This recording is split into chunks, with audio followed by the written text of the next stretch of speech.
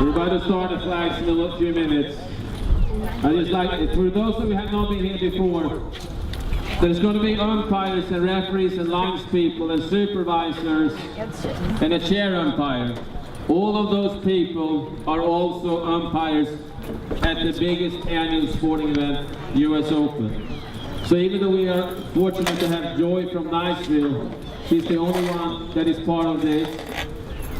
The reason we can run these professional tournaments is that we are bringing in the staff from New York every year. So they are now having their powwow in the motorhome over there. But we can give them a hand and hopefully they can hear it all the way back there.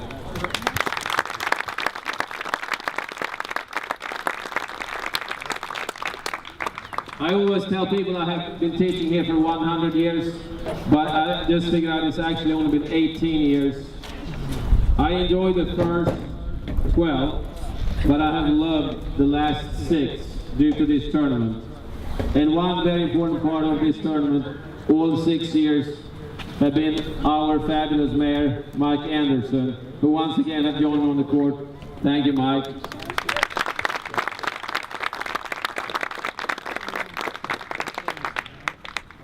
And a lot of people I know missed this tournament last year, so let me one more time explain why we are sitting here 2012.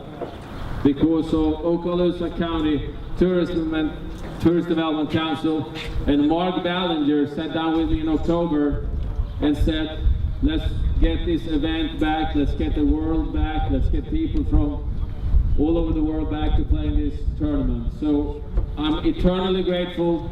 Mr. Ballinger, why don't you stand up and let's give you a hand, please.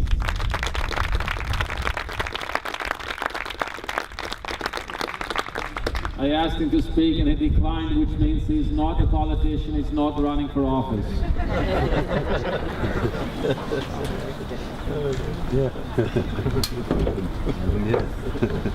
The 2 players that are playing today is Madison Brangler, who we'll see in a few minutes. She has represented the United States before. She has played Fed Cup and been on the national team 2009. Teresa Merdesa from Croatia is having the tournament of her life. Her world ranking when she wakes up tomorrow will be the highest in her career. She will break into the top 200.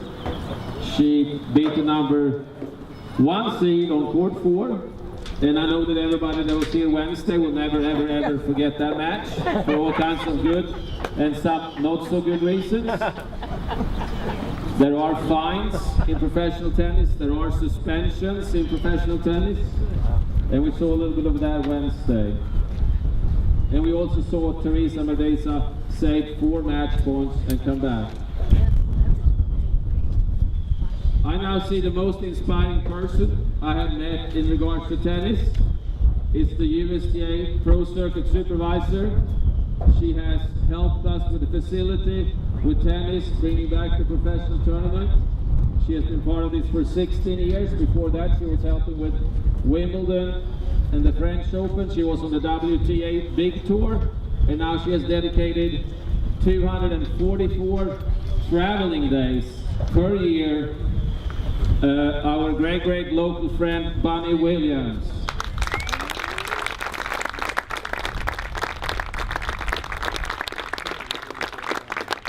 Bunny was supposed to be at another tournament this week, but actually changed plans, got out of her way to be here today.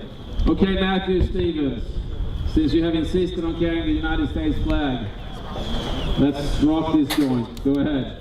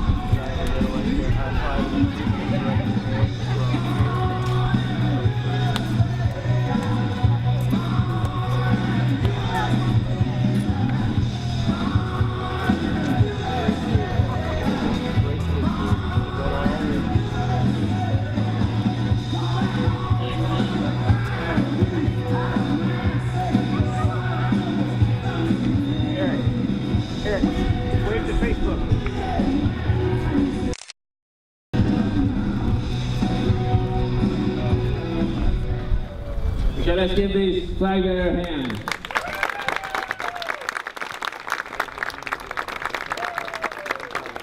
This is not representing all countries that have been here.